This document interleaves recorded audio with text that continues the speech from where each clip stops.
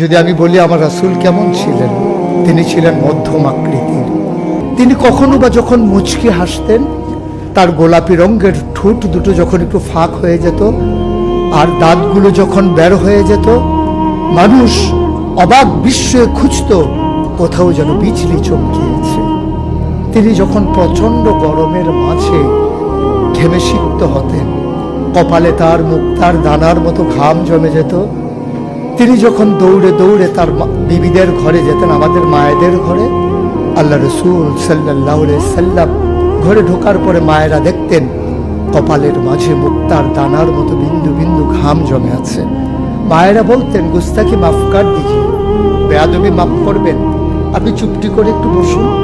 নবীকে বসিয়ে ওরা ছোট্ট শিশু খুঁজে বের করতেন, অতি যত্নে পরম আদরে তার কপালের ঘামগুলো তারা শিশির ভিতরে পড়ে মুখ বন্ধ করে রেখে দিতেন। ঈদ যখন আসতো, বিয়ে যখন হতো, জমানো ঘাম তারা আতর হিসেবে ব্যবহার করতেন। এ নবী তো সে নবী, হেঁটে গেছেন 1 মাস আগে রাত পথ ধরে, যাওয়ার পরে তিনি তো চলেই গেছেন। 1 মাস পরে যখন আবার ওই পথ মারিয়ে কোনো এক সাহাবা যাচ্ছেন, স্থানীয় বাসিন্দা যারা, রাস্তার কিনারে যাদের ঘর, তাদেরকে ডেকে বললেন, ভাইরা, এ পথ দিয়ে কি আমার নবী হেঁটে গেছে কখনো?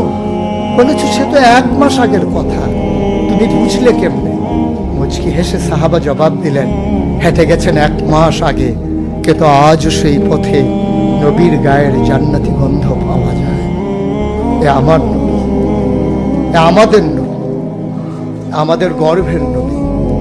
কেন পাঠালেন নবীকে?